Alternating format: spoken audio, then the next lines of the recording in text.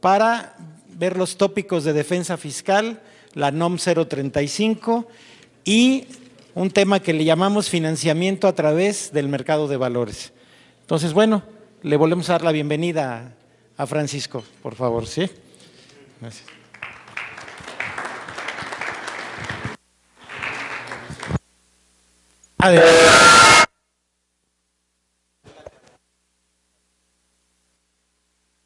Gracias.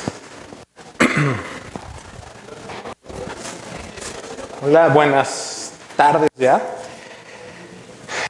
Bueno, ya como les comentaba en un inicio, me tocó abrir un poquito serie de cursos de la reforma fiscal y ahora vamos a platicar, creo que de una parte muy interesante y por la que casi todos estamos aquí, y conocer las disposiciones fiscales respecto de la ley de impuestos sobre la renta, la ley del IVA, la ley del IEPS, que hay un par de cambios, y bueno, también darles a conocer nuestra opinión. Esperamos a que nos pongan la presentación.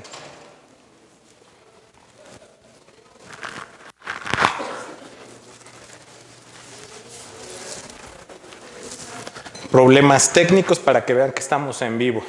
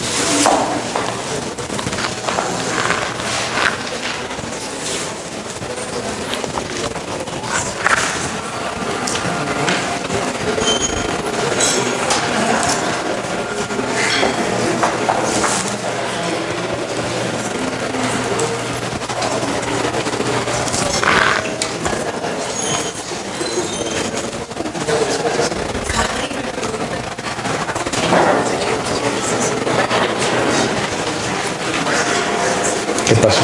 Tengo el botón de encendido y se prende aquí.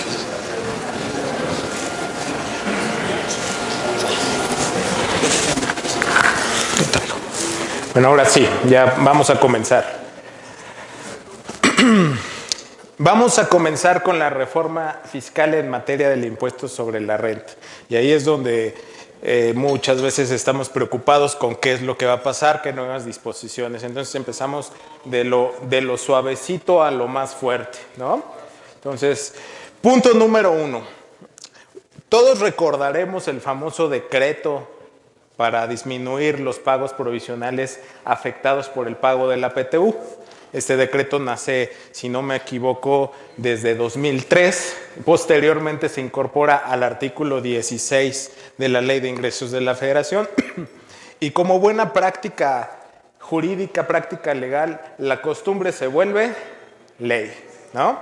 Y en el momento en que nos hemos venido tomando esta buena costumbre, porque tiene mucha lógica que el pago de la PTU disminuya el resultado fiscal, porque así lo establece el artículo 9 de la actual Ley de Impuestos sobre la Renta, pues es evidente que esa disminución de la PTU tendría que disminuir los pagos provisionales que son a cuenta del impuesto anual. Entonces, en la modificación en el artículo 14 de la Ley de Impuestos sobre la Renta, se incluye como parte del texto de la ley la disminución de la PTU sobre el impuesto sobre la renta. Esto todos lo podíamos hacer, sigue siendo una opción. El que no lo haga, pues simplemente está perdido y anda por otro lado, está en las nubes, porque siempre ha sido un beneficio, un estímulo fiscal o una facilidad administrativa para todos los contribuyentes, ¿no? Un poquito el texto, ¿no? El texto establecía básicamente toda esta consecutividad, porque acuérdense que la PTU en algún momento fue deducible, posteriormente fue disminuible, ¿no? Y actualmente la PTU lleva un régimen similar bueno, en cuanto a su determinación al régimen del resultado con el que determinamos el resultado fiscal del ejercicio. ¿En qué sentido? Pues que básicamente la única diferencia entre el cálculo de la PTU y el ISR son las prestaciones exentas, ¿no? Del artículo 28, fracción 30, que esa sigue exactamente igual. Entonces, la PTU por ello se distingue porque es una obligación del tipo laboral emitida, en donde en el artículo 123 de la Constitución y de igual forma regulada en la Ley Federal del Trabajo. Bien. Hay un punto a destacar que lo hemos platicado ya en varios cursos anteriores, ¿no? Y el punto a destacar es el cómo se calculaba el coeficiente de utilidad y cómo se calcula ahora y cómo debemos calcularlo y cuáles son las afectaciones de la implicación de tener la PTU dentro del resultado fiscal o no. Primero, la PTU pagada en el 2013, pues básicamente si nos vamos a ese cuadrito, tenemos que en 2013 y 2014, suponiendo que fueran las mismas circunstancias económicas para un contribuyente, ¿no? Nuestra PTU pues era mayor que la de 2014 y posteriores y la actual, que no ha tenido cambio. ¿Por qué razón? Porque cuando nosotros aplicábamos el cálculo del coeficiente de utilidad respecto del beneficio que teníamos vía decreto, la exposición de motivos claramente explicaba y señalaba que no teníamos que afectar el cálculo del resultado fiscal con la PTU. ¿Esto qué quiere decir? La ley de 2013 y anteriores señalaba cómo calculo el impuesto sobre la renta del ejercicio, el resultado fiscal. Ingresos menos deducciones fiscales. A ese resultado le llamábamos resultado fiscal y después menos la PTU pagada del ejercicio conforme al artículo 123. Teníamos un segundo resultado fiscal con la modificación de la ley del impuesto sobre la renta 2014. Simple y sencillamente, el artículo 9 dice que el resultado fiscal se determinará disminuyendo los ingresos acumulables, las deducciones autorizadas y la PTU.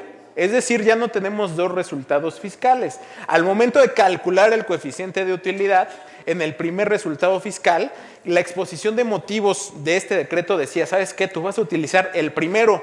¿Por qué el primero voy a utilizar? Pues porque el segundo disminuye la PTU. Y ojo, si vas a aplicar el decreto donde disminuyo la PTU, y ese decreto, recuerden cómo se aplicaba, los 8 meses posteriores ¿a qué mes? A mayo, ¿no? Porque en mayo es cuando hacemos el pago de PTU, pues por lo tanto estaríamos haciendo un doblete. Lo disminuyo, ¿en dónde? En el coeficiente de utilidad y lo disminuyo en los pagos provisionales. Entonces, bueno, eso era lo que decía la ley de 2013, 2014 posteriores y lo que hoy en día nos importa, no dice absolutamente nada. Quiere decir que podemos aplicar a ese coeficiente de utilidad la PTU pagada, ¿no? Y por otro lado, puedo aplicar el decreto de PTU en los pagos provisionales del siguiente ejercicio. Entonces, ¿cómo nos quedamos? Pues no sé si así lo habrán notado, yo creo que sí, pero ya no quisieron hacer absolutamente nada. Pero hoy en día nuestras leyes disponen que podamos disminuir 2 veces el pago de la PTU. ¿Sale? Entonces, a muy grosso modo, básicamente aquí está un cálculo específico, tenemos una serie de ingresos. En mayo tenemos un pago total de 800 pesos de PTU, simplemente lo vamos a poder disminuir mensualmente en la parte proporcional, 800 entre 8, 100 pesos, ¿no? Y esto nos va a ayudar a disminuir la base fiscal y posteriormente aplicarle el 30% del impuesto sobre la renta. Hasta aquí no tenemos ninguna duda, ¿vale? Vamos al siguiente punto en materia de arrendamiento, ¿no? Bueno, ya los callaron por ahí, gracias. ¿No? Vamos al siguiente punto de arrendamiento. En materia de arrendamiento destacamos la exposición de motivos de la autoridad, la cual es muy cierta. Y un par de estas reformas nuevas de verdad que me gustan. ¿En qué sentido? Porque normalmente las reformas atacan siempre a los contribuyentes cautivos, a quienes estamos dados de alta en el SAT, a quienes pagamos impuestos, a las empresas, a personas físicas con actividad empresarial. Pero miren, aquí claramente exponen la problemática social en donde una serie de contribuyentes, Remedios, un favor, ¿se pueden guardar silencio? En donde una serie de contribuyentes, pues simple y llanamente son omisores del pago del impuesto sobre la renta o del IVA, ¿no? Yo dudo que alguien en esta sala desconozca a una persona que tiene una casa, departamento, parque industrial, etcétera, etcétera, que lo rente y que no expida el comprobante fiscal y mucho menos que pague sus impuestos, ¿no? Llámese impuestos sobre la renta o IVA. Y así lo expone bueno, se expone en la exposición de motivos publicada que fue el 8 de septiembre, ¿no? Donde dice, ¿sabes qué? Hay una serie de elementos que nosotros hemos localizado donde la gente gana mucho dinero por los arrendamientos. Entonces, ante ello, ahora sí viene una disposición para fiscalizar a contribuyentes que en muchas ocasiones no reportaban estos ingresos y mucho menos pagaban el impuesto. Acuérdense que hay una serie de obligaciones en materia de arrendamiento. Ahorita les estoy diciendo la nueva disposición, pero desde el momento en que realizaban el acto jurídico en el cual se caían en este supuesto, tenían que haber pagado el impuesto sobre la renta y como otras obligaciones también tenían que haber presentado declaraciones de prevención del lavado de dinero. Bueno, al grano, ¿qué dice la reforma fiscal? La reforma fiscal establece una modificación en materia de aquellos contribuyentes que no hayan expedido el comprobante fiscal en materia de arrendamiento y mucho menos hayan pagado el impuesto. ¿Y en qué consiste esto? Que en el momento en que ese arrendador tenga un conflicto del tipo legal con un arrendatario, es decir, o que no me pague las rentas o que no lo pueda sacar de mi propiedad, ¿no? Yo deberé de acreditar como una prueba en el juicio, puede ser un juicio civil de arrendamiento, ¿no?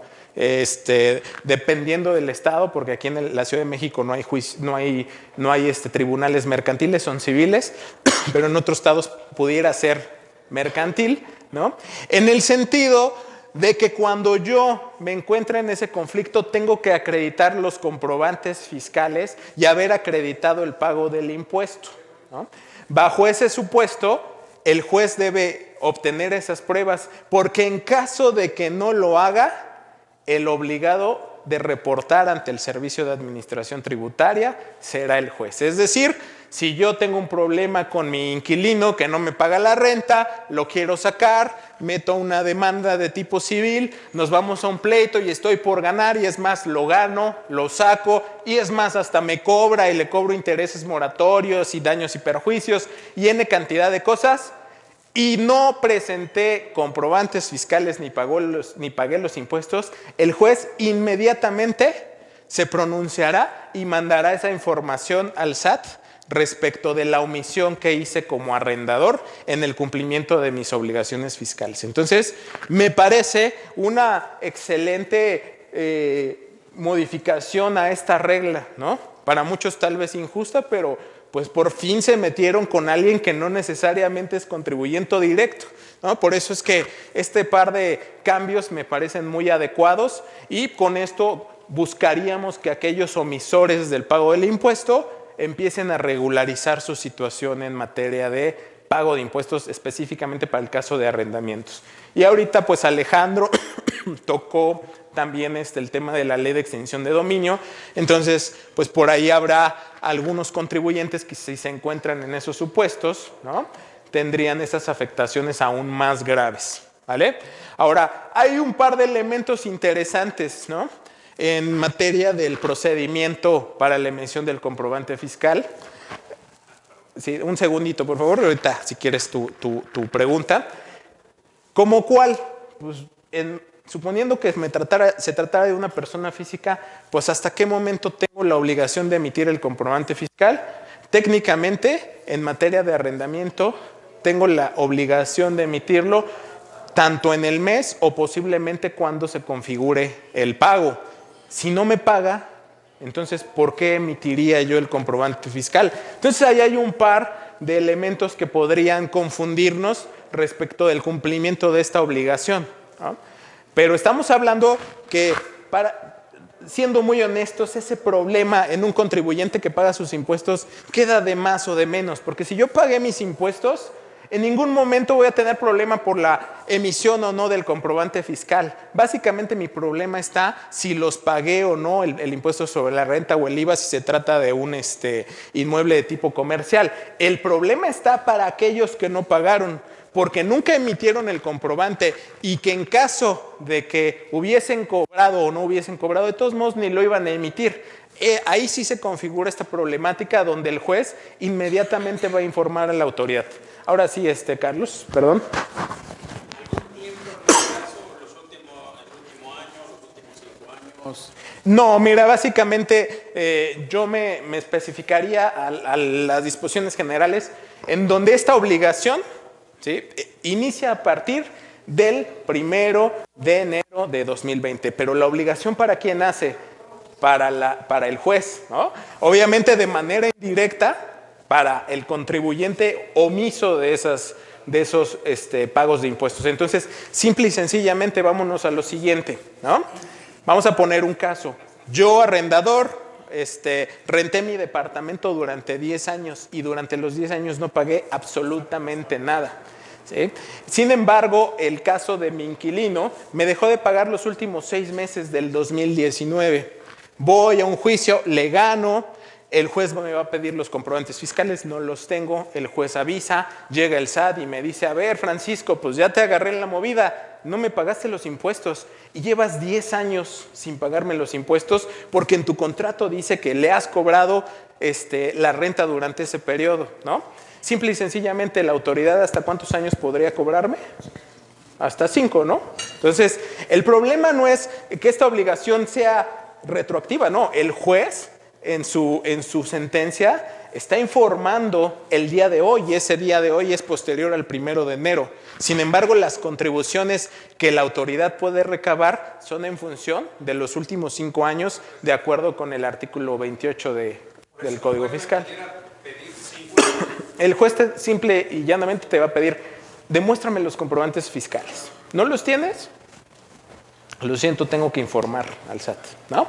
O sea, el juez, yo creo que ni siquiera su acto vinculatorio en este sentido es, me voy a poner a fiscalizarte. Yo lo único que quiero saber es una prueba más del contrato que actualmente tenemos por uso goce temporal de un bien, ¿no? Esa prueba tú la puedes configurar con recibos de arrendamientos, con contratos, manifestando ¿cómo se llama? El uso y la propiedad del bien, las transferencias electrónicas que se dan mes a mes, ¿no? Y entre ellas, el comprobante fiscal. ¿No tienes el comprobante fiscal? Tengo la obligación de decirle a la Secretaría de Hacienda que no lo tienes y pues ni modo. Yo veo tu juicio civil, lo sacamos, le cobramos la renta, pero yo tengo que informar allá, ¿no?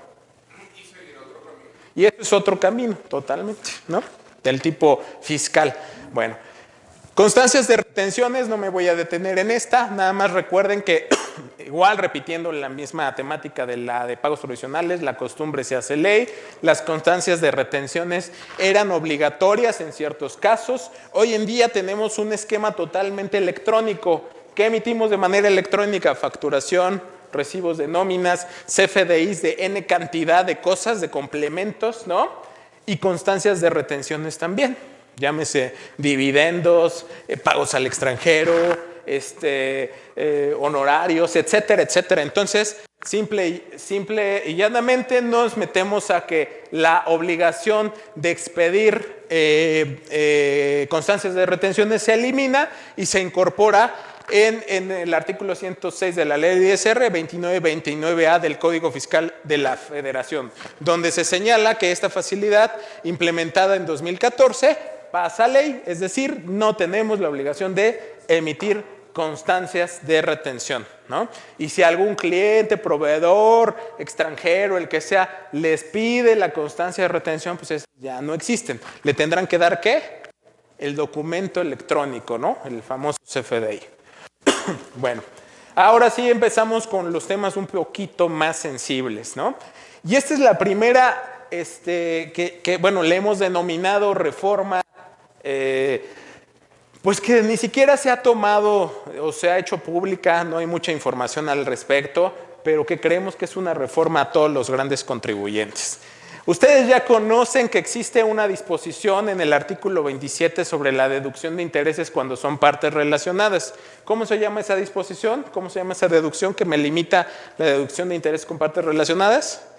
Capitalización delgada. ¿Y en qué consistía? En que yo no podía deducir los intereses con partes relacionadas derivados de una deuda que exceda 2/3 partes mi capital. ¿Vale? Bueno, esta disposición es totalmente recomendación de la OCDE, ¿no? Aquí a quien se le ocurrió básicamente es a la OCDE. Lo recomienda a las autoridades mexicanas y las autoridades mexicanas la adoptan. ¿En qué consiste? En no poder deducir los intereses hasta un monto anual de 20 millones de pesos en el ejercicio derivados de un límite que establece bajo un procedimiento de deuda que pueden contener las empresas. ¿Qué quiere decir? Empresas, las grandes, las más grandes de México, las grandes empresas, los grandes contribuyentes que tienen un nivel de endeudamiento ya sea a través de partes relacionadas o no, no podrán deducir intereses hasta no más de 20 millones de pesos, ¿no? Entonces, si bien esta reforma es muy silenciosa, ¿por qué? Porque muchos de nuestros clientes y muchos contribuyentes no son ese tipo de contribuyentes.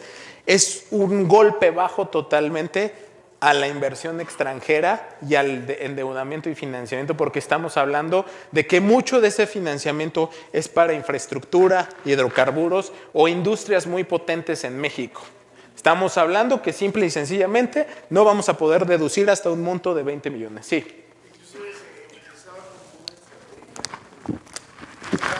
Esa es la exposición de motivos. Pero ahorita ya, quitando ya este tema, pues ya es más...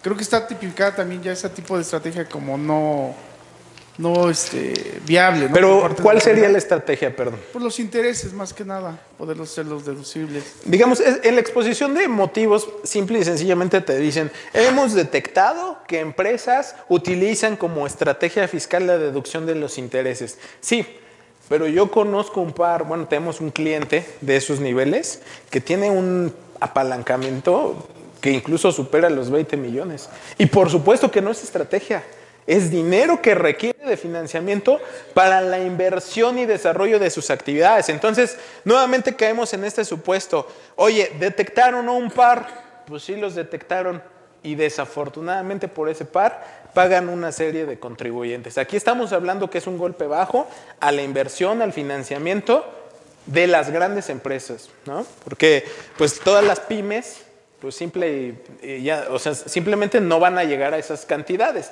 Pero hay empresas grandísimas que incluso tienen proyectos de infraestructura, proyectos de gobierno, que se van a ver limitadas en la deducción del pago de intereses porque el financiamiento que tienen no necesariamente a veces viene de partes relacionadas como estrategia fiscal, puede venir financiamiento del banco, del famoso BID, Banco Interamericano de Desarrollo, del Fondo Monetario Internacional o de otras instituciones financieras. Entonces, pues yo aquí esto le pondría una estrellita ahí como preocupante porque es como desincentivar la inversión, ¿no? Entonces, entiendo que hay estrategias muy agresivas, pero yo creo que si ya las conocen, deberían de buscar otros elementos de fiscalización y no imponer una regla de este tipo, ¿no? Además de que ya existía la regla de capitalización delgada. Bueno, aquí hay una serie de reglitas porque la idea es que tú demuestres de manera satisfactoria que el financiamiento tiene ciertas limitantes y en caso de que las demuestres podrás deducir esto hasta los 10 ejercicios posteriores, ¿no? Y aquí ahora sí es donde vienen los elementos de los expertos financieros, porque dentro de esta regla que dice, mira, de la utilidad o pérdida fiscal, le vas a sumar los intereses devengados y deducidos derivados de deudas del contribuyente y le vas a deducir los activos fijos. A ver, ¿algún financiero me podría dar esa fórmula? ¿Qué significa? Es el famoso EBITDA, ¿no? ¿Sale? Entonces, fíjense cómo ya están incorporando elementos financieros a la ley fiscal. ¿Ya los teníamos antes? Sí, pero ahora los tenemos contundentemente en una disposición.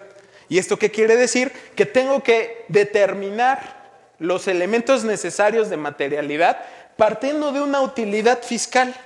O sea, ya nos movieron el tapete porque ahora tenemos otro procedimiento para determinar que este resultado será igual a una utilidad fiscal ajustada y lo compararemos contra el monto de los intereses.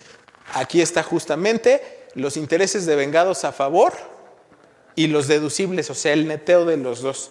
¿Para qué? Para establecer que derivado de esta utilidad fiscal ajustada podamos o no deducir en los 10 años siguientes la parte proporcional que no hicimos deducible en un ejercicio fiscal. Entonces está muy interesante este tema. Repito, es un gancho al hígado para los grandes, ¿no? Y es una reforma silenciosa. No se ha comunicado mucho al respecto sobre esta. Bueno, aquí tenemos una bien interesante, ¿no? Y me parece también correcta, porque esta es otra de las reformas que está yendo sobre los no contribuyentes, los que no eran contribuyentes. Todos tenemos el concepto de lo que es un establecimiento permanente. La Ley de Impuestos sobre la Renta, entre su artículo 2 y 3, define qué es el establecimiento permanente y principalmente el concepto es que se trata de un lugar de negocios, ¿no? En donde se desarrollen ciertas actividades y nos da una lista. Pueden ser promocionales, etcétera, distribución, N cantidad de actividades, ¿no? Perdón, ese artículo se reforma y dice lo siguiente. Cuando tengas obviamente una empresa extranjera que venga a México y que quiera comenzar a desarrollar una actividad económica, pero lo haga a través de una persona distinta, de un agente independiente, se considera establecimiento permanente, ¿no? Y esto es muy común porque muchas empresas cuando vienen a tantear el mercado en México, lo hacen a través de estos agentes o no agentes, independientes o no independientes. ¿Qué quiere decir? Pues que pueden ser incluso empleados de la empresa que vienen a México a visualizar cómo está el campo de negocio y a empezar a obtener o a realizar actividades económicas generadoras de impuestos. Entonces, aquí se define esto. ¿Por qué razón? Les platico un caso que nosotros tuvimos con un cliente, ¿no? Un cliente que venía de Europa, donde todo lo agarraron a través de temas migratorios y como están ahorita las situaciones de migración, pues es grave, ¿no? No, los trámites son lentísimos, te cuestionan por cualquier tipo. Pero este señor, que era un ejecutivo de muy alto nivel, venía a México pues a sondear negocio y logró desarrollar una serie de negocios donde la sociedad facturaba desde el extranjero a clientes nacionales, ¿no? Sin embargo, brinca por ahí un elemento que genera mucha controversia y le dicen, a ver, va a empezar señor fulano de tal. Usted viene a México 3, 4, 5, 6 veces en el año, ¿no? Y viene en calidad de turista. ¿Le gusta mucho México? Sí, me gusta. Bueno, ¿tiene familiares aquí? No tengo, ¿no? Entonces, vincularon al señor con actividades económicas, ¿no? Al grado de que eso puede ser un delito porque lo pueden deportar, ¿no? Un delito para la persona y además la investigación llegó al grado de que vinculan a la empresa. ¿Por qué? Porque él en una declaración dice, es que yo trabajo para la empresa fulana de tal, que se encuentra en tal país.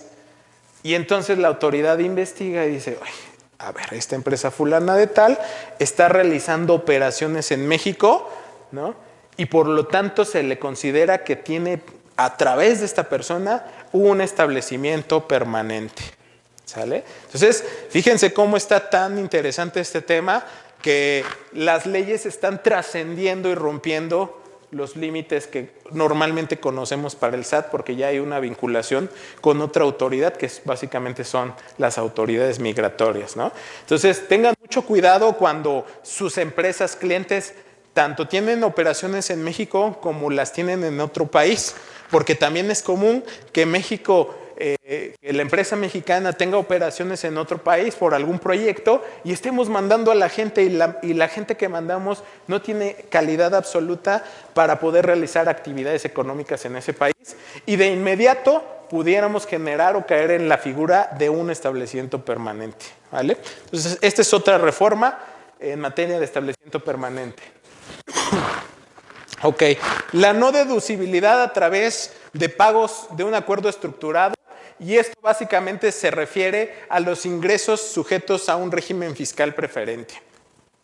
Hay un par de disposiciones fiscales, déjenme ver si es esta, sí. Son 3 disposiciones fiscales. Acuerdos estructurados en regímenes fiscales preferentes, que se consideran acuerdos donde el contribuyente que participe o sus partes relacionadas y cuya prestación en función de pagos realizados a refifres favorezcan al contribuyente o a una de sus partes relacionadas, o cuando estas circunstancias se concluyan en que fueron utilizadas para este propósito. Y esto es muy sencillo, vamos a poner un ejemplo. Imagínense que tienen a un grupo corporativo que dentro de su entorno y actividades económicas tiene operaciones en algún país de baja imposición fiscal. ¿Cómo se considera que es un régimen fiscal preferente? ¿Alguien sabe? ¿No? Ok. La ley del impuesto sobre la renta señala que sí, evidentemente no pagan impuestos, son más bajos, pero incluso aquí en una de las disposiciones, ¿no?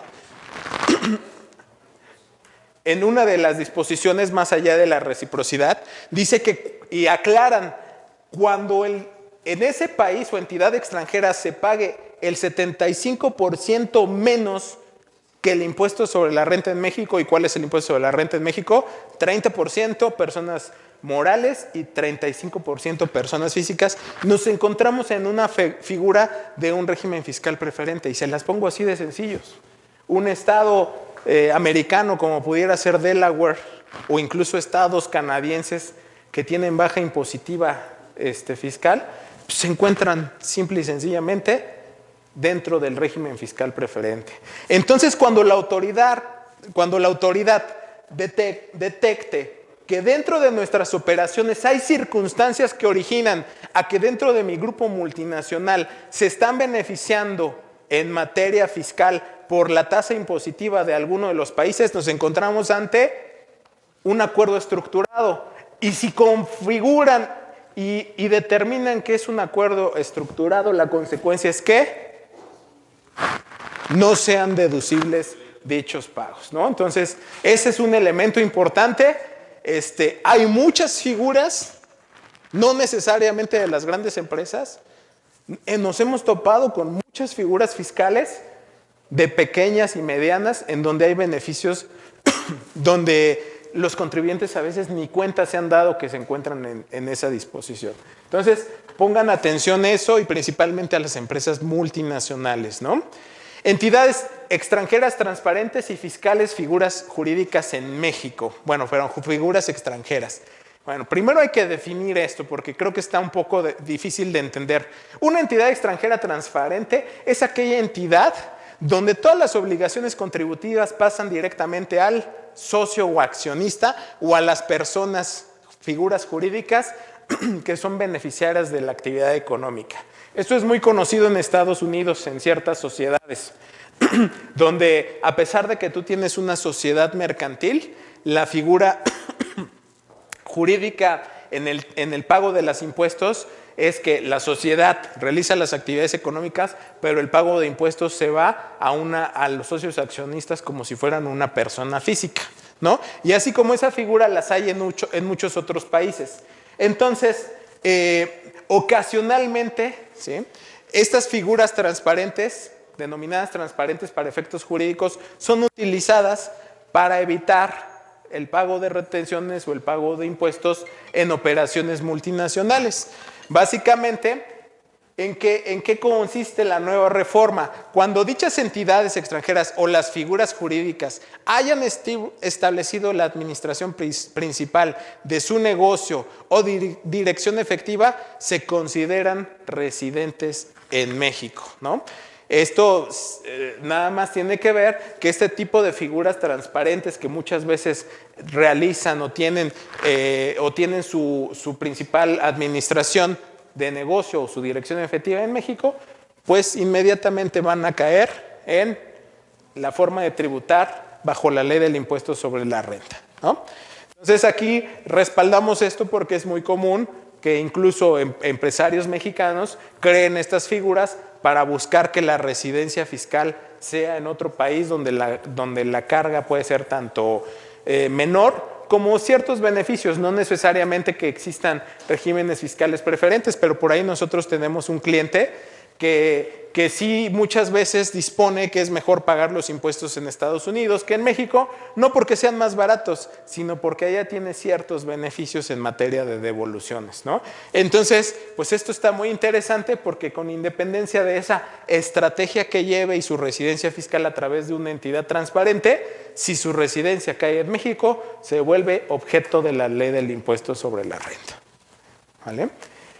Bueno, me adelanto, pues ya creo que ya les definí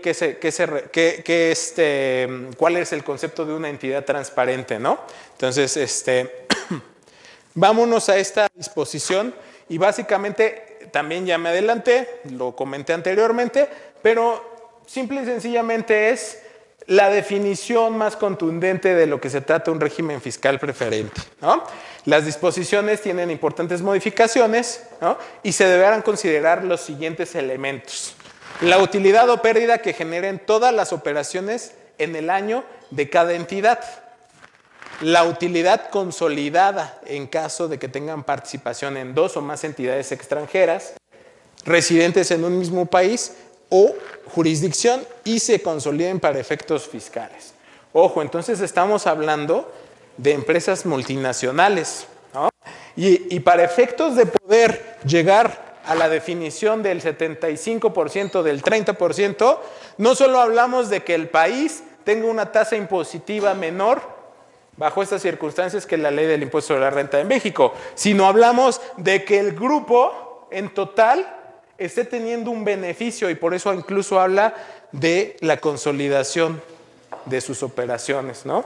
A través de, pues llámese una consolidación fiscal o una consolidación de estados financieros. Y en México recuerden que todavía existe la figura de consolidación fiscal y en esa figura de consolidación fiscal también permiten algunos elementos para establecer figuras transparentes, ¿no? No necesariamente que la empresa sea mexicana. Entonces, este es otro elemento importante para las grandes, ¿no? Bueno, ahorita tocamos varios puntos como que, bueno, son empresas multinacionales, son las grandotas, son temas ahí como medio controversiales que pues les afectarán, pero pues también a los chiquitos y a las personas físicas les pegaron también ahí con una disposición, ¿no? ¿Y en qué consiste esta disposición? En la retención de pagos a trabajadores que no tengan derecho a una pensión, ¿no? ¿Y esto en qué consiste? Si un trabajador que se va a pensionar recibe pagos por parte de una persona moral, si no me equivoco, a su subcuenta de seguro retiro o a la subcuenta de retiro, pues se le deberá retener el impuesto bajo qué términos, bajo los términos de que se estuviera calculando una indemnización conforme al artículo 93 de la ley de impuestos sobre la renta, ¿no? Entonces ahí ojo, porque si creían que no se iban a salvar y dices, no, pues es que yo todo lo tengo ahorrado ahí en mi Afore y mis aportaciones y demás, pues cuando hagan ciertas aportaciones, también las personas morales, que hay algunas empresas que sí hacen aportaciones a sus subcuentas, deberán retener el impuesto sobre la renta, ¿no? Entonces ahí mucho ojo, porque este impuesto tiene carácter de provisional. Sí, de provisional siempre y cuando presentes tu declaración anual, porque si no le presentas ese impuesto, perdido totalmente, que se va a las arcas del gobierno. ¿Vale? Entonces otra reforma está a las personas físicas y sobre la retención que se les hace a sus aportaciones a las subcuentas de retiro. Bueno, ¿alguien de aquí conoce las figuras de fibras y que en algún momento existieron las fibras? Bueno, las fibras son un modelo económico inmobiliario, ¿no?, en donde se bursatiliza la inversión en bienes inmuebles. Tenemos en México 3, 4 fibras que les podría decir que son las dueñas de casi todo el país, ¿no? Estas fibras lo único que hacen es dedicarse al arrendamiento inmobiliario, pero al efecto de bursatilizarse, ¿qué obtienen? Financiamiento del público inversionista. De igual forma, las fibras tienen una serie de beneficios fiscales, en los cuales pueden aplicar la reinversión y también pueden aplicar ciertos elementos de deducción o incluso no pago del impuesto sobre la renta a través de esta figura, ¿no?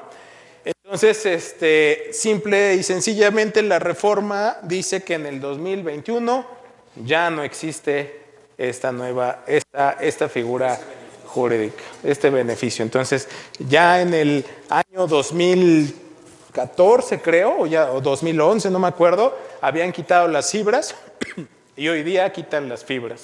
Entonces, para este grupo muy limitado de contribuyentes que pues se beneficiaban, que era un beneficio buenísimo, pues les están quitando un modelo de bursatilización y habrá que buscar nuevas alternativas para efectos de obtener financiamiento y demás, ¿no? Digo, habrá que estudiarlo a fondo, es un área muy especializada, pero tengo la fortuna de poder participar con un par de clientes que utilizan fideicomisos inmobiliarios y es un gancho al hígado completamente, ¿no? Sí es una de las cosas más fuertes para este sector, ¿no? Bueno, y nos preguntaban en la mañana, oye, lo que pasa es que mi esposa o mi prima o X persona, pues está bien preocupada por el tema de las vendedoras de catálogo o vendedores de catálogo, ¿no? Bueno, la reforma simplemente no pasó, no se reforma nada en materia de ventas de catálogo o vendedores independientes, pero ¿por qué no se reforma?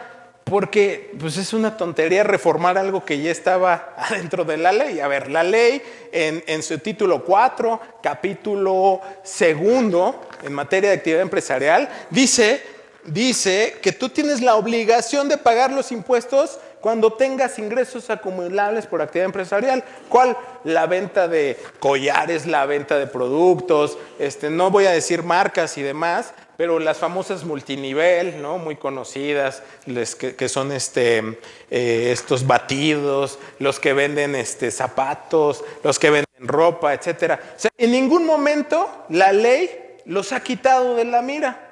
Por eso les digo que estas 2, 3 reformas son muy buenas porque están metiendo al aro a los que nunca pagaban, ¿no? Ya vimos a los arrendadores que no pagaban, ¿no? Estamos viendo a los agentes independientes que creaban establecimientos permanentes, que hacían negociazos y el dinero salía.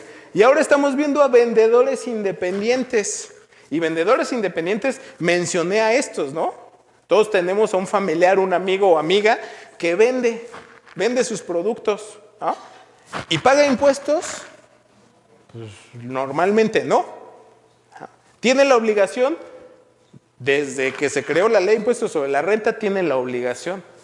Pero ahora lo quieren meter al aro y todos estaban felices. Oye, no, pues qué bueno porque no pasó esa reforma. No pasó la reforma porque ya lo decía la ley de impuestos sobre la renta. Lo que vamos a emitir son reglas de carácter general, es decir, a través de la resolución miscelánea fiscal, les vamos a poner, me parece que en mayo o junio van a salir estas reglitas para que estas personas paguen. Y con toda la razón, ¿no? Me van a odiar, pero con toda la razón. Bueno, ingresos por enajenación de bienes y prestación de servicios a Internet. Y otra vez vamos con los no contribuyentes, ¿no? Fíjense que por eso me gustan estas reformas, porque están atacando a los que ahora sí realmente no pagaban. Digo, también nos están atacando a los que sí pagamos, pero hay varios puntos ahí interesantes. Bueno, ¿y quiénes son estas empresas, personas que venden bienes y prestan servicios a través de Internet? Y fíjense, bien interesante como dice la ley, dice artículo 103, 100A, se adiciona la sección referente a ingresos por enajenación de bienes, prestación de servicios a Internet, y en la exposición de motivos claramente señala transporte, hospedaje y enajenación de bienes y servicios. ¿Quiénes son? ¿No? Transporte, Uber, Cabify, Bit, Taxi, ¿cómo se llama? Easy Taxi, ¿no? Didi. Enajenación de bienes y servicios, Amazon, Mercado Libre, Linio, Amazon, estas empresas chinas, ¿no? Porque luego mi esposa compra muchas cosas de China y las compra por esas plataformas y no pagan ni un solo peso. ¿Y el dinero a dónde va? Pues quién sabe, al extranjero, a China, y dudo que a China, porque una vez solicitamos una factura y me llegó de Irlanda del Norte, ¿no? Entonces imaginen, ¿no? Y hospedaje, pues el claro ejemplo de Airbnb, ¿no? Entonces, pues esto está clarísimo, o sea, son figuras, negocios, actividades económicas que no pagaban impuestos, ni un solo peso. Y digo, en el caso de Uber, los choferes van a decir, pero yo sí pago. No, tú sí pagas, el que no paga es la plataforma, ¿no? Porque ellos los obligan a meterse o a la actividad empresarial o al régimen de incorporación fiscal. Bueno, ¿y cómo van a pagar? Y nos ponen una serie de tablas y tarifas, ¿no? En el caso de prestación de transportes, de servicio de pasajeros y entrega, por el monto de ingreso, estas son las tasas de retención. En el caso de prestación de servicios de hospedaje, por el monto de ingreso, tasas de retención. Y en el caso de enajenación de bienes y prestación de servicios, tasas de retención, ¿no? Entonces, están alineando. ¿Qué hicieron estas organizaciones? Le dijeron a la autoridad, ¿sabes qué? No estoy listo, ¿no? No estoy listo todavía, y me parece que se van a incorporar algunas disposiciones y en algún momento ya las obligarán a todas estas grandes corporaciones a que se regulen, ¿no? Porque las tienen ubicadas prácticamente en todo el mundo. O sea, un Amazon hoy en día es la empresa más importante del mundo, un Uber, pues yo creo que es la más importante y conocida de servicios de autotransporte en el mundo, no sé si haya otra más importante. Entonces yo creo que esto nada más es cuestión de tiempo para que termine de cocinar perfectamente, ¿no? Bueno. Sí. ¿Cómo va a funcionar la retención? Bueno, mira, aquí hay un tema bien interesante, ¿sí? Porque la idea que tienen, y de hecho así como viene manifestado, es que la retención se la hagan al usuario. Mira, fíjate.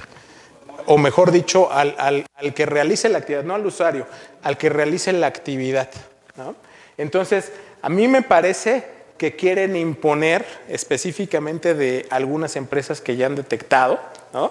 Que quieren imponer como una especie de régimen especial donde los vinculen a que la fuente de riqueza de ese ingreso está en territorio nacional. Y no están equivocados porque, repito, esto es una forma de regular. Pero la ley es muy clara, son objeto del impuesto sobre la renta de las personas físicas y morales respecto de sus ingresos de fuente de riqueza en territorio nacional. Oye, ¿y son extranjeros? Pues los extranjeros cuyos ingresos sean de fuente de riqueza nacional, ¿no?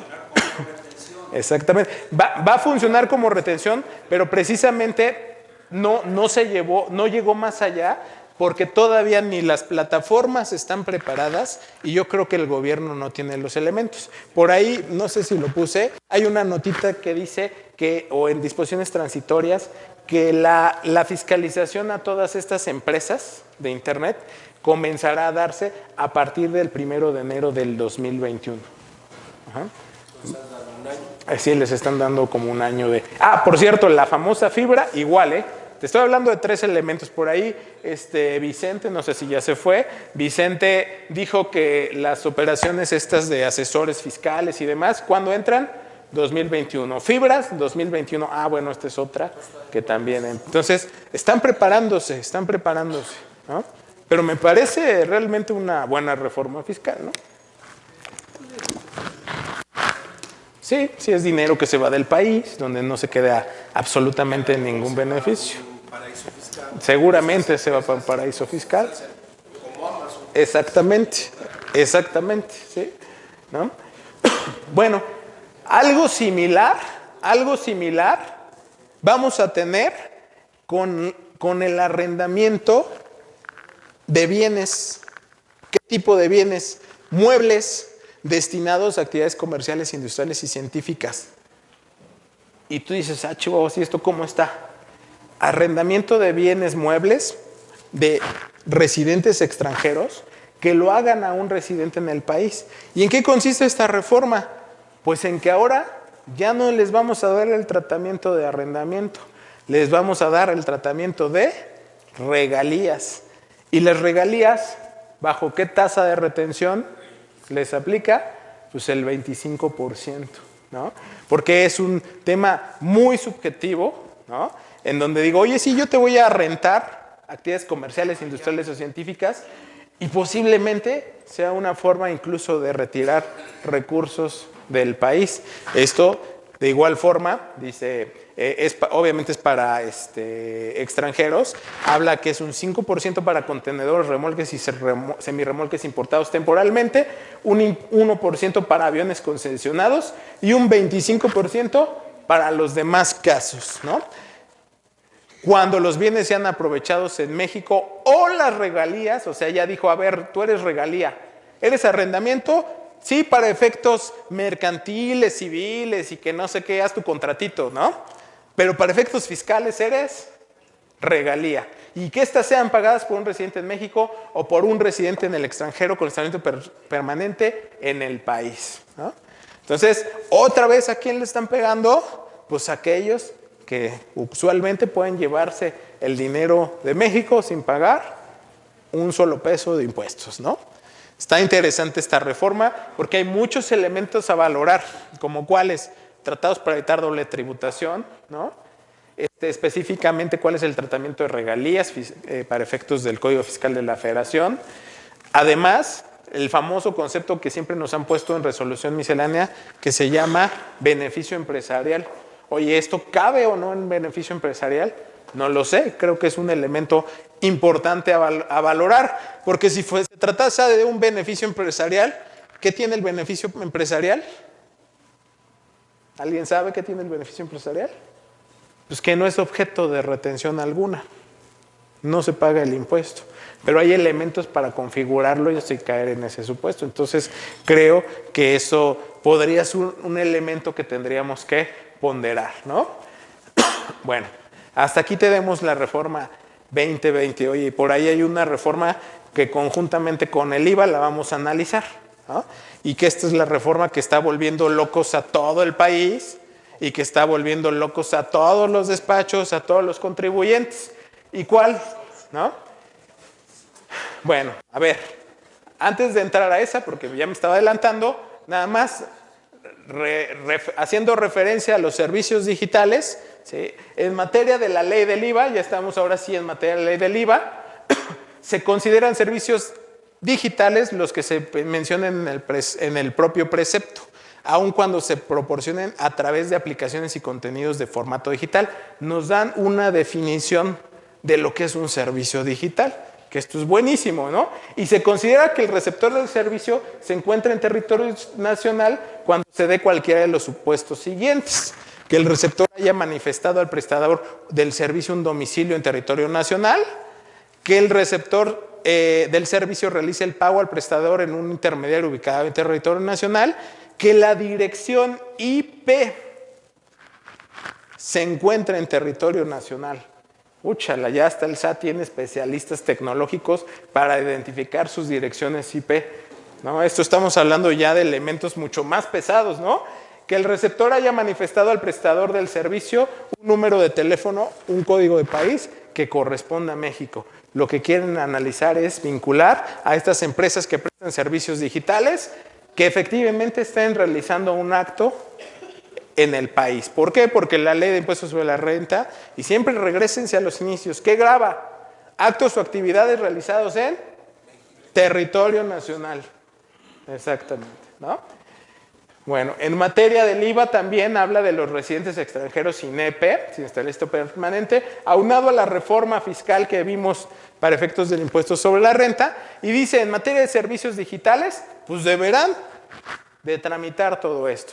Oye, si estás realizando todo lo anterior y no pagabas impuestos, pues mira, tendrás que inscribirte y a lo mejor un poquito esta es la mecánica en donde van a obligar a estas empresas a ofertar y cobrar masiva, ¿no? El IVA correspondiente expresamente y por separado, y proporcionar al SAT la información y tramitar tu firma electrónica y todo lo que tengas que hacer como si fueses un contribuyente normal, ¿no? Entonces, aquí destacamos estos elementos, porque son elementos muy específicos para determinar si se está realizando o no el acto generador de ingresos en territorio nacional, ¿vale?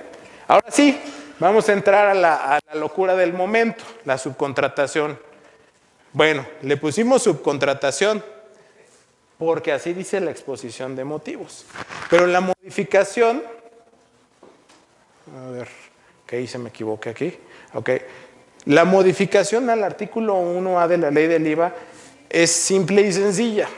Están obligados a efectuar retención del pago del impuesto que se trasladen los contribuyentes que caigan en alguno de los siguientes supuestos. Y empieza a decir, las personas físicas que presten servicios profesionales independientes, los transportistas y en la fracción 4, quienes sean personas morales o físicas con actividades empresariales que reciban servicios a través de los cuales se ponga a disposición del contratante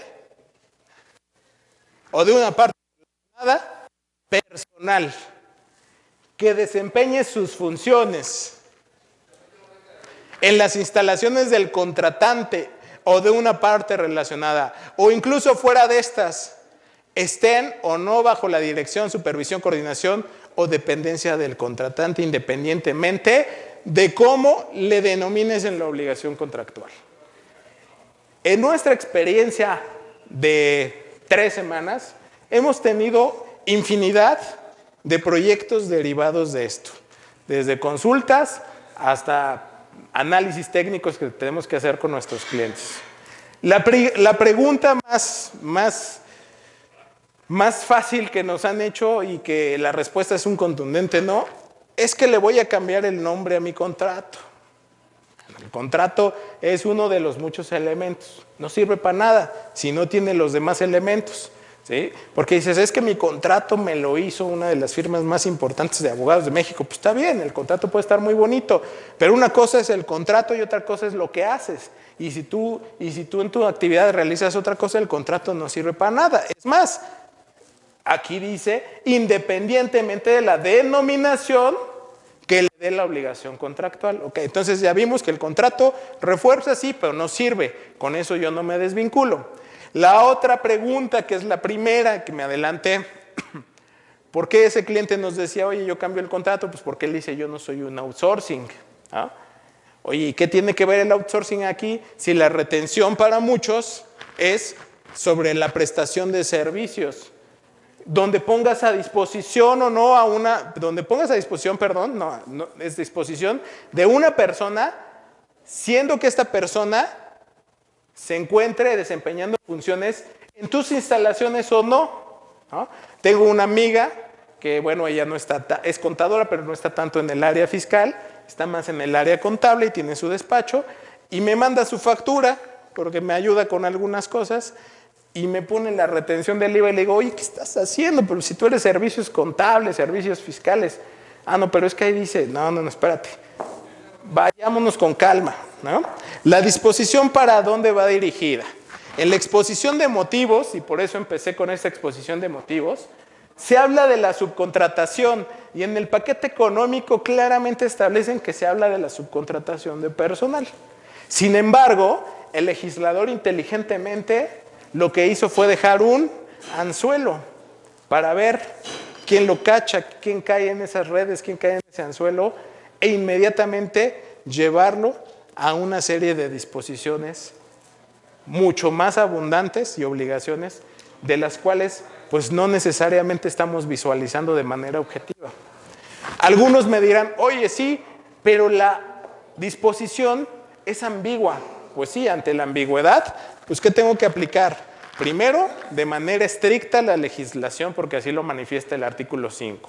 Segundo, pues puedo aplicar el derecho federal común. Pues en el derecho federal común, déjenme decirles que si hay elementos para definir los servicios específicos en donde pones a disposición a una persona para realizar una actividad, ¿no? Porque tan solo la simple palabra disponer quiere decir que es utilizar el elemento como propio, ¿no? Lo que les estoy dando básicamente es un criterio, porque todavía no lo tenemos definido en las leyes de manera oficial. Nosotros ya lo evaluamos entre un equipo incluso de 2 despachos más que están aquí en la firma, ¿no? Y nosotros llegamos a la conclusión de que un elemento tiene ciertas características. Una de ellas es usar o gozar. Vamos a poner el caso de un árbol de manzanas. Cuando tú puedes utilizar este árbol de manzanas, quiere decir que yo en este árbol, en una de sus ramas, puedo poner un columpio para estar jugando con él y columpiándome. Entonces lo estoy usando, ¿no? En el caso de que yo pueda disfrutar, la otra palabra quiere decir que en este árbol de manzanas dio manzanas y las puedo cortar y las puedo disfrutar. Pero cuando hablamos de disponer, la disposición es que yo a este árbol de manzanas le puedo hacer lo que yo quiera. Y en materia de prestación de servicios, ¿sí? Vamos a poner un caso muy clásico. Te mando a mi gente de auditoría, a tu empresa, a que haga la auditoría. ¿Las personas están a tu disposición? Por supuesto que no. Son mi gente, es mi gente, y yo hago lo que quiera con mi gente. Tú me puedes decir, oye, el auditor es muy chafa, cámbiamelo. Sí, pero ¿a poco tú vas a incurrir en la indemnización de ese auditor o de esa persona? Pues por supuesto que no. ¿A poco tú vas a pagar la PTU de ese trabajador? Pues por supuesto que no, ¿no?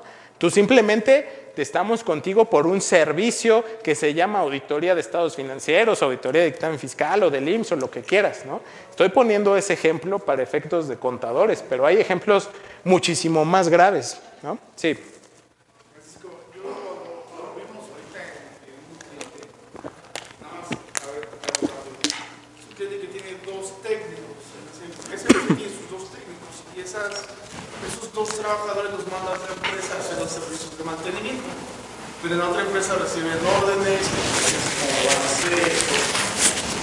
Nosotros tendríamos que retenerle ese 6% de IVA a la otra empresa. Ahí te va. Yo creo que no te quedes solamente con esos elementos. Uno, ¿cuál es la naturaleza contractual de tu servicio con tu cliente? ¿No? 2, oye, si reciben órdenes específicas de la otra empresa, quiere decir que entonces sí disponen. Pero si reciben órdenes, pues yo creo que estás en un grave problema tú y la otra empresa. Porque quiere decir que si disponen, estás en la figura donde claramente lo mencionan en su exposición de motivos. La figura es la subcontratación laboral y no es la prestación de servicios de mantenimiento. Porque, ojo, la prestación de servicios de mantenimiento es cuando yo, empresa especializada en mantenimiento, te ofrezco un servicio para irte a barrer todo este hotel si quieres. Pero tú jamás en la vida vas a disponer de mi personal. Tú jamás en la vida me vas a dar herramientas de trabajo. Acuérdate que un elemento vinculatorio a la subcontratación laboral es que el subcontratante le otorgue herramientas de trabajo, ¿no? Entonces, otro elemento importante en materia de subcontratación, tú estarás a cargo de la indemnización de los trabajadores. Otro elemento, la prima de riesgo para efectos del Seguro Social, es la del lugar de trabajo, no es la mía. Otro elemento, Unidad Económica 1, artículo 16 de la Ley Federal de Trabajo, pago de PTU. ¿no? Entonces nos encontramos en una discrepancia de híbridos y no híbridos, porque a veces caigo en subcontratación y a veces no caigo en subcontratación. Pero ¿cuál es el elemento primordial? Primero, autodefínete. ¿Por qué? Hace un año no era subcontratación y ahora sí. ¿Quién está mal? ¿No?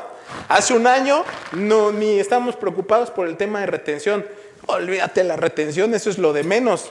¿Presentaste declaraciones trimestrales para efectos del Infonavit? Declaración del CIRESO, que es CIRESO significa Sistema de Responsabilidad Social, creo que se llama, ¿no?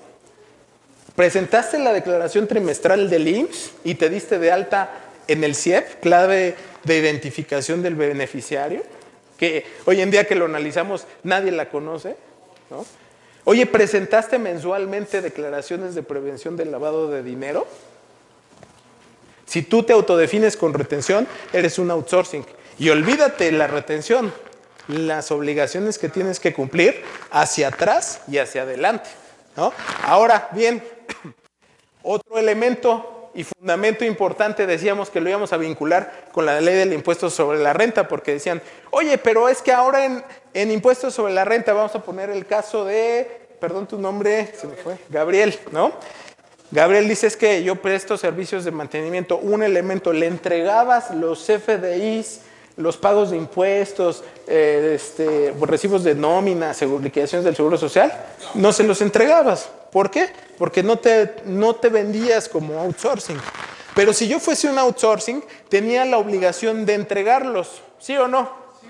Hasta el 31 de diciembre, porque ¿qué creen? Que para el 1 de enero ya no existe esa obligación y entonces eso hace mucho sentido. Hoy en día ya no tengo que solicitar por un lado ni entregarlos del otro lado, porque lo único que me están pidiendo es que entere la retención del IVA, lo cual me lleva a nuevamente interpretar, ¿no?, que esta disposición se aplica única y exclusivamente a el servicio de subcontratación de personal. Entonces, esta obligación desaparece del artículo 27 y por otro lado también desaparece el aplicativo y finalmente entra la reforma de la ley del IVA. Ya no es obligatorio entregarles. Para la autoridad es una reforma buenísima porque tiene flujo todo el tiempo, todo el tiempo. Ese 6% lo va a recaudar siempre porque no es acreditable, es un pago definitivo y por supuesto que no es compensable, ¿no? Entonces, el elemento muy importante. Ahora bien, hay quienes me dicen, pues ¿sabes qué, Francisco? Y así nos los hemos encontrado. Todo lo que me digas, no te lo creo porque es puro choro lo que me estás diciendo. No tienes elementos ni formales, ni informales, ni nada. La respuesta es, mira, sí hay elementos. Formales, un par. Informales, pues muchos. Los formales, una regla miscelánea que dice tasa de retención del IVA en subcontratación laboral. Habla del decreto del 8% de zona fronteriza. Por aquí ahorita platicaba con Alejandro y Alejandro con toda la razón me dice, sí, pero es que esa es una regla miscelánea y además es el título. Bueno, sí es el título, pero hasta que la autoridad no se pronuncie, que parece ser que lo hará en estas semanas, esperemos que sea ya lo más pronto, pues ya nos dijeron que es subcontratación laboral. Está publicado en el Diario Oficial de la Federación. Ok, no es el elemento más fuerte, pero es un elemento formal. En eso estoy totalmente de acuerdo. Bueno, hicimos la consulta, bueno, no la hicimos nosotros, la hizo algún contribuyente, ¿no? Y dice, oye, soy persona moral del régimen general y presto servicios, ¿me deben retener el 6%? Y el SAT contesta, no. Si usted no tiene registrado en su constancia de situación fiscal la actividad de subcontratación de outsourcing, no le aplica dicha retención. ¿Ok? ¿Es un elemento informal? Totalmente informal. ¿Es un chat? Sí. ¿No es vinculatorio? No es vinculatorio. ¿No tiene validez? No, pero es un elemento. En Twitter la autoridad dice, oye, le vuelven a hacer la misma pregunta al SAT.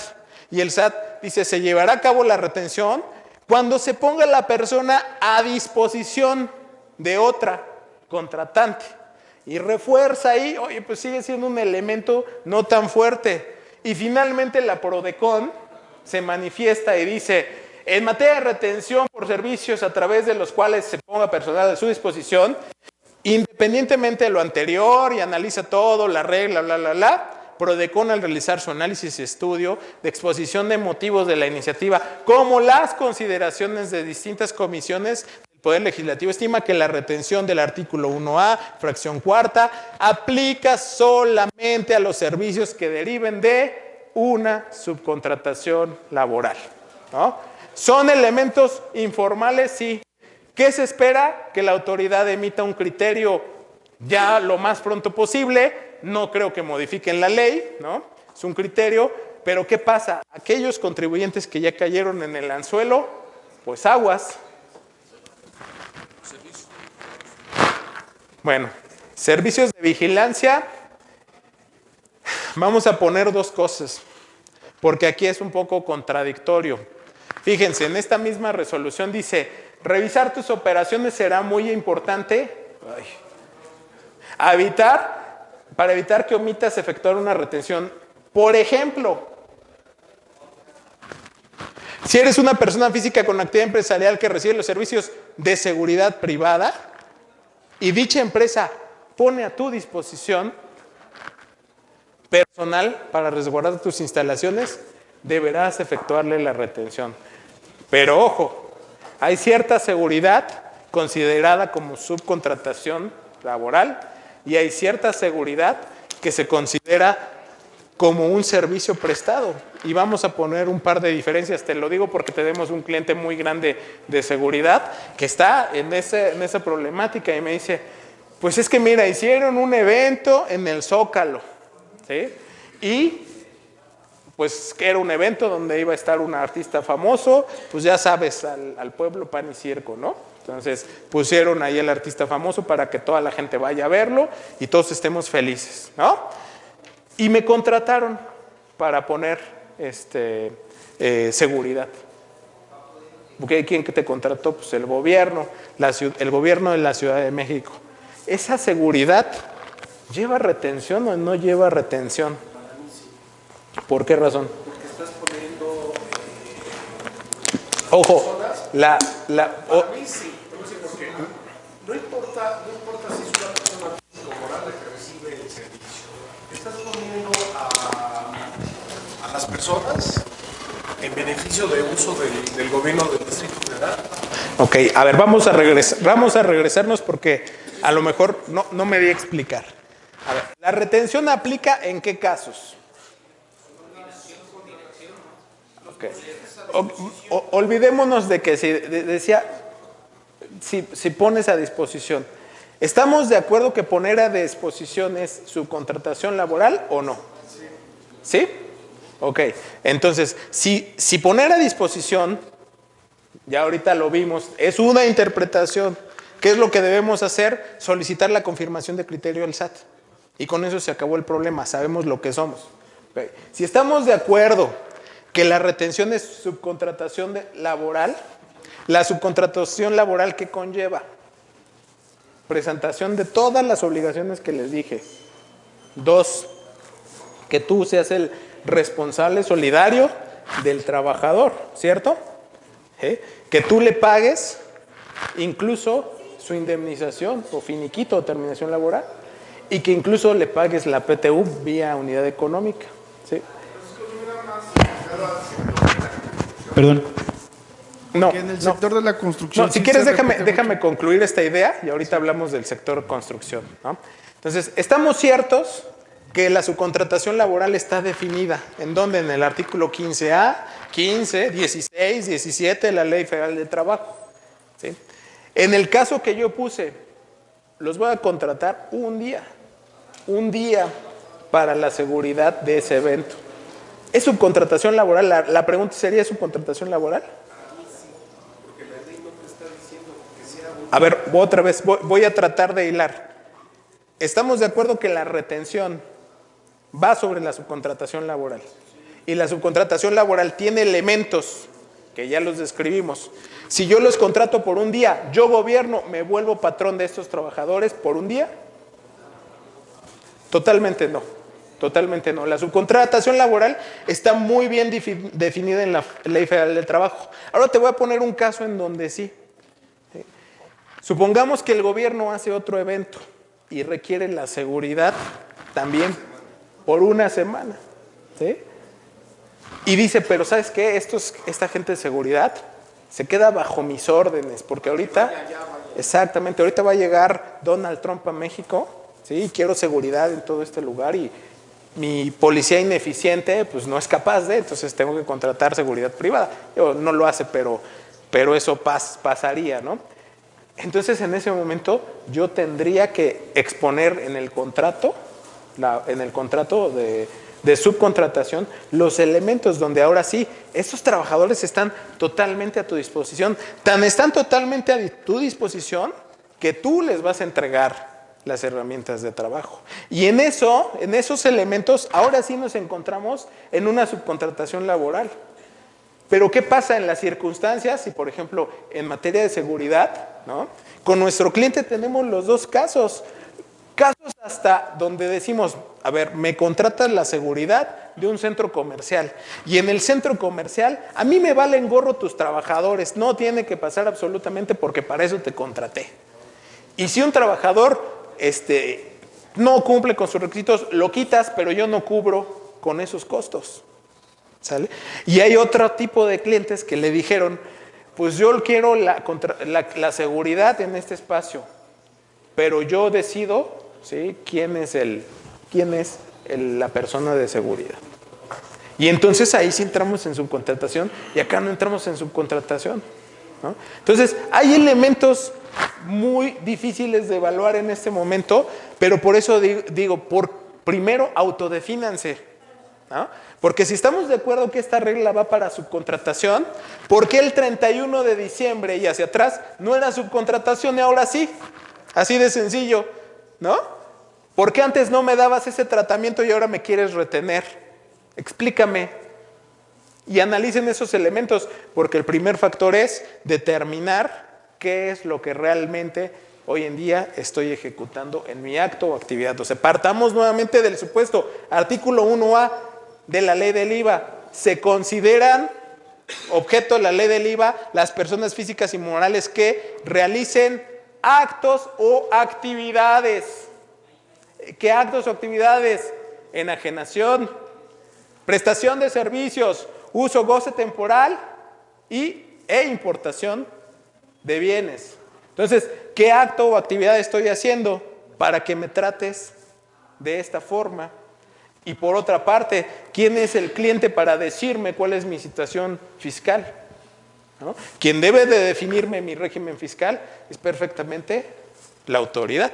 Y ante esta disyuntiva o esta duda respecto de esa definición, pues nos encontramos en que las disposiciones no están del todo claras y por eso les estoy dando un par de elementos informales, un par de elementos formales. Yo creo que Prodecon es un elemento muy fuerte y Prodecon dice, a ver, es subcontratación sobre lo que va a la retención, ¿no?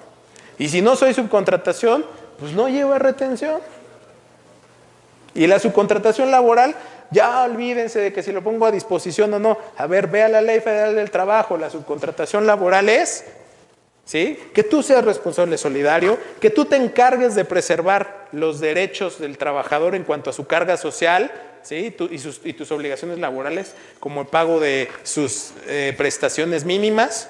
O bueno, y además en una subcontratación laboral, soy hasta obligado del lugar de trabajo, del medio ambiente, de la capacidad social. Me liga hasta con la NOM 086 y la NOM 035 que están de moda. Eso es subcontratación laboral. Si yo no hago nada de eso, entonces no lo soy. Y si no lo soy, pues no me quieras convertir a lo que soy. Porque si me mandas al 6% de retención, un día va a llegar la autoridad y dice, tú retuviste 6%. Sí, pero no soy subcontratación. No lo sé. Eso es una expresión explícita y tácita de que estás en esta actividad. Y al ser esta actividad, tengo acuerdos de amplio intercambio de información con el Seguro Social, con la Secretaría de Finanzas, con la Unidad de Identificación Fiscal Y mientras eres o no eres, les tengo que avisar. Así es que si no presentaste estas obligaciones, pues te va a llover una cantidad de auditorías, multas y N cantidad de cosas para cumplir tus obligaciones en materia de subcontratación laboral, ¿no? Subcontratación laboral. Entonces, pues ahí se los dejo. Analícenlo. No se queden con lo que yo les dije. Desde nuestro punto de vista, ya como criterio que hemos formado con varios especialistas aquí en la firma y con proyectos andando con varios clientes, esta disposición va para subcontratación laboral. ¿Qué esperamos? Que salga un criterio, una norma que clarifique todo lo que está sucediendo, pero de entrada, pues tenemos que autodefinir primero nuestra actividad económica, ¿vale? A ver, vamos a la siguiente. Ok. Nada más, finalmente, para efectos de la ley del IVA, pues tenemos que acreditar el impuesto y para poder efectuar el debido acreditamiento de este impuesto retenido. Y por otro lado, pues bueno, muchas empresas, pues evidentemente les está pegando porque hay outsourcings de los malos, como dice el presidente, ¿no? De los ilegales, ¿no? En donde se financiaban a través del IVA. Entonces ahora sí, por fin llegó un piquito para quitarles una cantidad. Aquellas empresas que digan, pues yo tengo un outsourcing puro, yo sí soy outsourcing. ¿Cuál sería la problemática? Pues ninguna, ¿no? Pues porque te van a retener el impuesto y después lo vas a poder acreditar. Sí. La problemática básicamente es flujo de efectivo. Entendemos que también existe la reinversión, entendemos que pues muchas veces en lugar de pagar el impuesto lo utilizamos para invertir y demás, sí, totalmente de acuerdo. Pero creo que la retención es pequeñita y habrá muchas empresas que sí les afecte, pero la afectación debe ser la menor, ¿no? El impuesto trasladado, pues bueno, finalmente siempre ha sido una obligación que se traspasa de manera indirecta al contribuyente, ¿no? Ya para terminar, simplemente les voy a dar un par de modificaciones a la ley del IEPS y les voy a dejar de tarea, o más bien como apoyo, el tema de otros tópicos fiscales. A ver si ahorita incluso me da tiempo de platicarlo en la siguiente, después de la comida, ¿no? En materia de la ley del IEPS, sí, tenemos un par de cambios, no son importantes más que para estas industrias. ¿Y qué consiste? Pues bueno, hay una actualización de la cuota para tabacos labrados, bebidas saborizantes, hay un impuesto a la cerveza, ¿no? Sujeto a la reducción y reutilización de envases, y hay y se define un concepto para lo que se denominan bebidas energetizantes, ¿no? Entonces, por ahí, pues bueno, todavía buscando tratar de disminuir estos problemas de salud que han afectado mucho a los mexicanos, porque pues nosotros nos encanta la cerveza, el cigarro y los refrescos, ¿verdad? Entonces, pues igual hacen modificaciones sobre estas disposiciones. Y de igual forma, con la eliminación de la compensación universal, la misma regla que platicamos al inicio para el IVA, pues entra para efectos del IEPS. ¿Qué quiere decir? Que ya no hay compensación en IEPS. Tiene que ser vía acreditamiento, ¿no? Entonces, pues lo dejamos aquí. Muchas gracias. Ahorita nos seguimos viendo, vamos a comer y pues no me despido. Bueno, si gustan, vamos a comer. Va la